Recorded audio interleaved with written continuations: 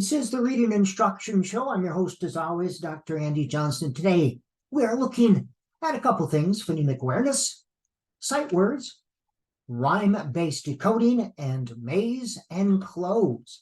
So let's get on to it. Review of what phonemic awareness is. It's the ability to hear the sounds within the words and manipulate sounds. And usually we think of segmenting, breaking a word into parts.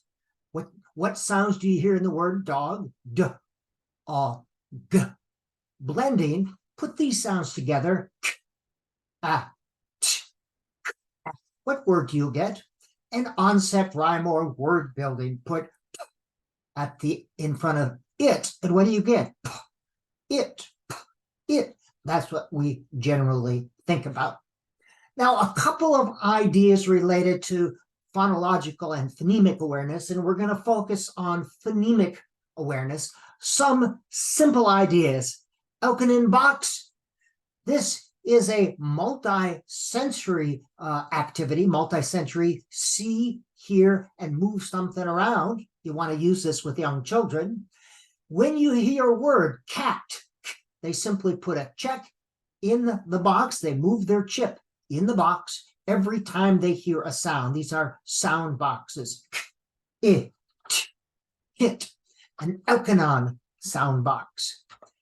And the same with a letter box. Here you put actual letters in the Elkin box, and you can buy Scrabble letters or magnetic letters, and they can see the word after you show it. That way it's multi-sensory. They'll see the word after they complete it. Multi-sensory: see, hear, and move something around. Keep it simple. Letter actions. This is for kindergarten, first grade, maybe preschool.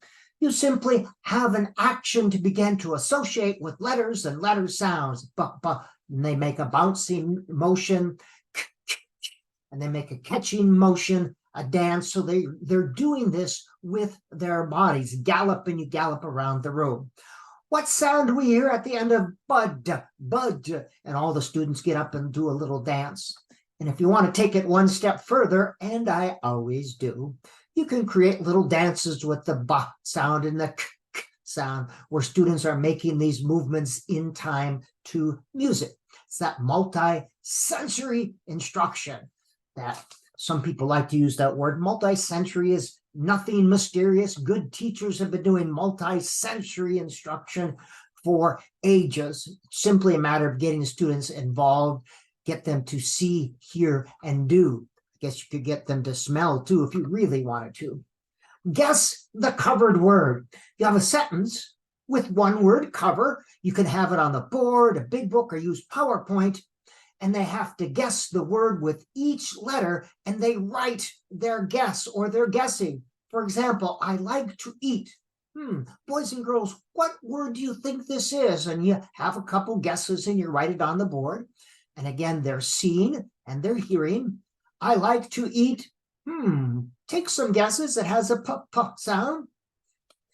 Take some guesses now. Again, you write one or two. One or two. Simple. Nothing big here. Nothing big. Just simple little tricks to use in kindergarten and first grade. High frequency words or sight words. The 100 most frequent, it could be the Fry list. Dolch has 220, Zeno 107 most frequent words. Now, sight words are words they recognize on sight. They recognize them without having to sound them out. We're not concerned about spelling. That's something else. We want students to recognize the words. And these are usually function words, as you see here, the, and. Function words versus content words. We don't want students to have to sound these out. And there's a lot of different activities. You can do flashcards and games. And if you press sight words activities on Google, you come up with a whole bunch of them. Some strategies, and these are just some. Always post your sight words within a sentence. She gave him a box of candy. So they see the sight word in the context of the sentence. And you may have 1 or 2 sentences every week and create new sentences using sight words based on things that are happening or books you're reading, and read them and highlight those sight words. Word walls for sight words. Again, lots of things you can do with word wall, preschool, kindergarten, first grade, so they recognize these words on sight. Word walls, you could sort them based on letter sounds, again. Sight word rhyming activity, I like this. It, and this is both phoneme activity, the I sound, rhyming is always phoneme, and also sight word, words that rhyme with it. And this teaches children over time to recognize the it word, the phonogram, when they are reading. When they see bit, they begin to recognize the it sound, it in the middle, in the middle of these words. Sight word rhyming activities. So you can give them the sight word and then find words that rhyme with it. Similarly, if you have flashcards, you have the sight word on the front and rhyming words on the back, at. And then they can see all the rhyming words. Same with this, I would have the sight word. I might have a special place on the word wall for sight words and rhymes. You're limited only by your imagination here on how you use this. Understand the concept, adopt and adapt as you would. Wordo, play bingo with sight words, although it's called Wordo. You have a list of sight words, I would say 8 or 10. You write them on the board and students can write them any place on their Wordo card that they want. And then you draw and they put a chip or a marker. Now with younger students, I play word because 5 might be too complex and take too long, or it can even do 3 and 3. I haven't figured out a good word. Maybe we'll call it box or cup or something, just to simple it up a little bit. But they write the words. So again, they're seeing it, they're reading it, and they're writing the words on their bingo card, multi-sensory. This is an interesting one. Mind reader. You have your sight words on the word wall and a whole bunch of them. And you are to give 5 clues. And students make a guess and write their guess after each clue. Excuse me. For example, they're looking at all the words. Boys and girls, clue 1, one of the words on the wall. Write down what your guess is. And with kindergarten children, if they're not at that level yet, they can verbalize it. You can raise a hand and you can write it down. Always adopt and adapt. If students aren't at the writing stage yet, they can raise their hand and you can write their guesses down. Second guess, it has 4 letters. What's your guess? Third begins with a W. Fourth has an A, ends in, and you get the idea. So you have 5 clues and they guess after each clue. And again, if they can write, maybe first grade and second grade, they actually write it down. Preschool and kindergarten, I would start in kindergarten, by the way, they simply raise their hand and tell you, and you write their guess. Rhyme-based decoding. And usually we think of onset rhyme, finding words that all rhyme.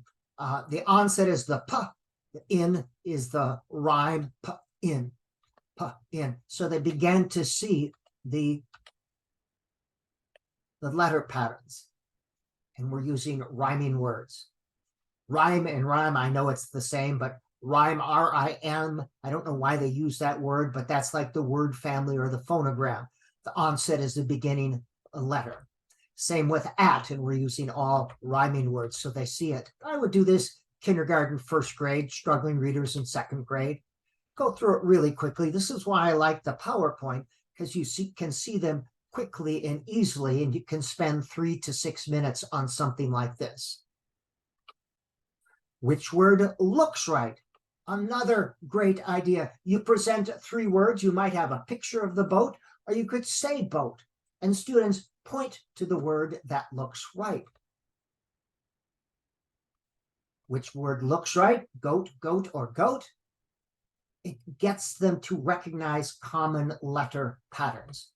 Sometimes this is called words with a discriminant, discrimination, word discrimination, like, or like. And I should have a different word here. That's a mistake. Same with there. There should be 3 different words there. Maze with target words in the sentence. Go jump in the lake. All right, my target word, they have to find the one that looks correct. Go jump in the lake. And I like to highlight, so I use color. Again, I like to use PowerPoint so you can go quickly through these. Go jump in the lake. That should be a parenthesis right there. Go jump in the lake. So you can have either 2 or 3. With beginning students, I use a 2-word maze. Cloze and maze is used to develop context clues or semantic cueing. So you train your brain to look on both sides of the words as you're reading. But it could also be used, he had a blank day at school. Bad. It can also be used to reinforce letter sounds. For example, the short A. He had a B. I am blank. You came today. I am glad. And I'm simply including a short A word in the sentence. That's a real simple way to reinforce it. They're seeing it in the context of a sentence, which we normally do. Now, when I use this with students, depending on the age, I sometimes use scaffolding. And that's where I read along with them, scaffolded oral reading. I am blank, you came today. And I ask them to say blank. So they get the complete context of the sentence before they decide which word it is. Maze and cloze. And again, it can be used to reinforce letter sounds or patterns. Here's the short A. I had a blank dream. With younger students, I give them a 1-letter clue. I had a good. And this should be easy. This should be to reinforce letter sounds, reinforce something that you've taught, and develop the ability to use context clues. And again, so people don't freak out, this is another way to reinforce and teach phonics. I'm simply putting the target letter or letter pattern within the sentence. So when you create maze and cloze sentences, the sentences are generally at students' independent reading level. There's 3 levels: independent, that's where they can easily recognize 98% of the words or more. Instructional level, they can read it with the help of a teacher. There's some sort of scaffolding there. By themselves, they can recognize 90 to 97%. That's another error, making all sorts of errors today. And frustration level, they can only recognize 89 or fewer words. Even with the help of a teacher, they would have a hard time reading that. Did you blank the show? And here I'm reinforcing the SH sound.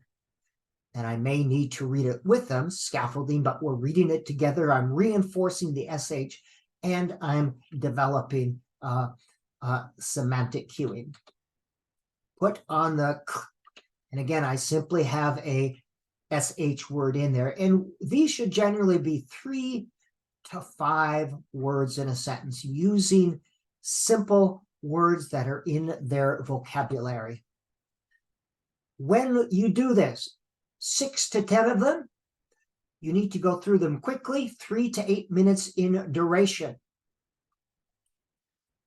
Bill will swim to, and you'll see the example there. And they're using context, and it's reinforcing. Here I'm putting my target letter pattern within the maze. Pam got new, and I'm reinforcing the SH. Very simple way to do it. All these words are within their vocabulary. So how do you determine students' reading level? It's called a running record. And I don't like the forms they have on Raz Kids, Reading A to Z, and all this stuff. What you do is you need a graded reader or a level reader, and you give that to students. And running record is done individually. So this is reading level 2, 162 words. And as students read it out loud to you, they read it out loud to you, so it's 1-on-1. You simply put a check mark over the words that were miscued. mark the words, simply put an X. And the student here is reading a real text, and this teacher has the words written down there, puts a check mark over it. Keep it simple. Then you find the percentages of words correct. 162 words, and then you can find independent level at reading level 2, 3, 4, etc. Now, all grade levels are a bit subjective when they say this is reading level 2, because one's ability to read anything is determined by the vocabulary, the sentence structure, the familiarity with the subject, and the way it's written, and the interest, all of these things. So every leveled passage is always subjective. If you know more about what's being written, it's very interesting to you, you're going to have an easier time reading it. Maze can also be used as a form of comprehension assessment, and you can buy commercial mazes. I like them for two reasons. They can be done in large group, and you see the words in the context of the sentence. So it's more realistic than some of the stuff you get on standardized tests. You see words in the context of a sentence and sentences in the context of a paragraph. And what they are is generally 125 to 150 word minimum. Depending on the type of maze, either every fifth sentence or every seventh sentence has a target, a maze target in it. And you see this maze target with 3 options there. And the percentages are a little bit different with these. Again, a graded level reader. And then you see the independent, instructional, and frustration levels. A little bit different. Here is a graded reader again. You see the maze right there. Every, let's see, 1, 2, 3, 4, 5, 1, 1. See, this is a little bit differently. They should have every 5th sentence. All right. This has been the Reading Instruction Show. This was just a little bit about some phonemic awareness, some phonics, some rhyme-based decoding, and maze and cloze activities.